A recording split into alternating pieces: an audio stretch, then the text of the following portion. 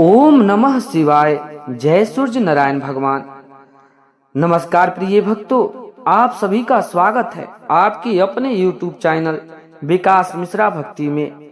आज हम आप सभी को सुनाने जा रहे हैं माघ मास के शुक्ल पक्ष की पूर्णिमा तिथि के दिन रविवार को किए जाने वाले अत्यंत पुण्यदायी व्रत की दिव्य कथा।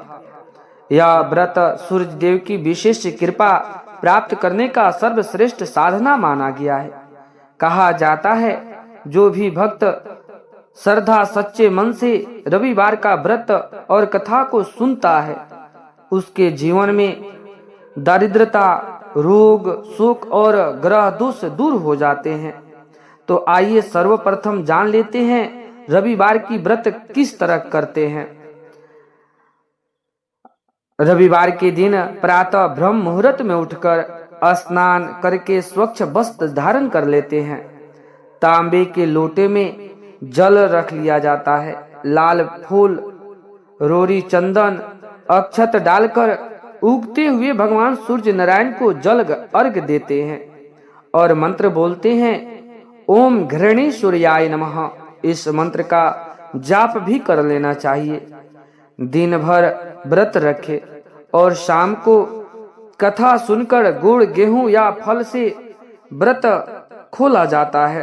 तो आइए श्रद्धा पूर्वक सच्चे मन से भगवान सूर्य नारायण की और रविवार की व्रत की कथा को श्रवण करते हैं।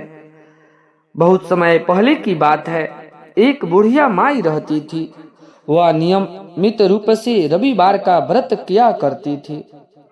रविवार के दिन सूर्योदय से पहले उठकर बुढ़िया माई स्नान आदि से निवृत्त होकर आंगन को गोबर से लिपकर स्वच्छ करती थी। उसके बाद भगवान श्री सूर्य नारायण की पूजा अर्चना करती। रविवार का व्रत कथा सुनकर सूर्य भगवान को भोग लगाकर दिन में एक बार भोजन करती। भगवान सूर्य नारायण की अनुकंपा से बुढ़िया माई को किसी प्रकार की चिंता एवं कष्ट नहीं था। धीरे धीरे बुढ़िया माई के घर धन धान से भर गया। उस बुढ़िया माई को सुखी देखते हुए पड़ोसन उनसे जलने लगी। तब बुढ़िया माई ने कोई गाय नहीं पाल रखा था, अतः वह अपनी पड़ोसन के आंगन में से बंधी गाय का गोबर लाती। पड़ोसन ने कुछ सोचकर अपनी गाय को घर के भीतर ही बांध दिया। रविवार को गोबर न मिलने से बुढ़िया माई अपना आंगन नहीं लिप पाई। आंगन न लिप पाने के कारण उस बुढ़िया माई ने भगवान सूर्य नारायण को भोग नहीं लगा पाई और उस दिन स्वयं ही भूखे रह गई। सूर्य नारायण अस्त होने के बाद बुढ़िया माई भूखी प्यासी सो गई। प्रातः काल सूर्योदय से पूर्व उठकर बुढ़िया माई की आंख खुली तो वह अपने घर के आंगन में सुंदर गाय और बछड़े को देखकर हैरान हो गई। गाय को आंगन में बांधकर उसने जल्द से ही चारा लाकर खिलाया। पड़ोसन ने उस बुढ़िया माई के आंगन में बधी सुंदर गाय और बछड़े को देखा तो वह उसे और अधिक जलन होने लगी। तभी गाय ने सोने का गोबर किया। गोबर को देखते ही पड़ोसन की आंखें की फटी रह गई। पड़ोसन ने उस बुढ़िया माई के आसपास न पाकर तुरंत उस गोबर को उठाया और अपने घर ले आई तथा अपनी गाय का गोबर वहां रख आई। सोने के गोबर से पड़ोसन कुछ ही दिनों में धनवान हो गई। गाय प्रतिदिन सूर्योदय से पूर्व सोने का गोबर दिया करती और बुढ़िया माई के उठने से पहले पड़ोसन उस गोबर को उठाकर ले जाती थी। बहुत दिनों तक बुढ़िया माई को सोने के गोबर के बारे में कुछ भी पता नहीं चला।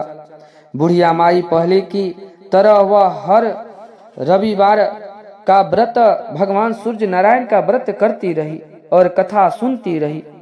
लेकिन सूर्य नारायण भगवान को जब पड़ोसन की चालाकी का पता चला तो उन्होंने तेज आंधी चलाई। आंधी का प्रकोप देखकर बुढ़िया माई ने गाय को घर के भीतर बांध दिया। सुबह उठकर बुढ़िया माई ने सोने का गोबर देखा तो उसे बड़ा ही आश्चर्य हुआ। उस दिन के बाद बुढ़िया माई गाय को घर के भीतर बांधने लगी। सोने के गोबर से बुढ़िया माई कुछ ही दिनों में बहुत धनी हो गई।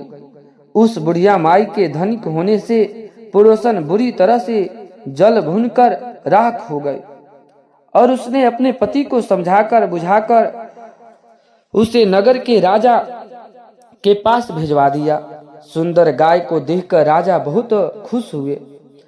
सुबह जब राजा ने सोने का गोबर देखा तो उसे आश्चर्य का ठिकाना नहीं रहा।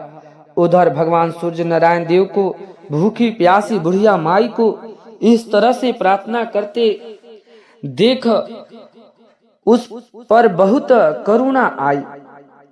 उसी रात भगवान सूर्य नारायण देव ने राजा को स्वप्न में कहा, हे राजन, उस बुढ़िया माई की गाय और बछड़ा तुरंत लौटा दो, नहीं तो तुम पर विपत्तियों का पहाड़ टूट पड़ेगा, तुम्हारा महल नष्ट हो जाएगा।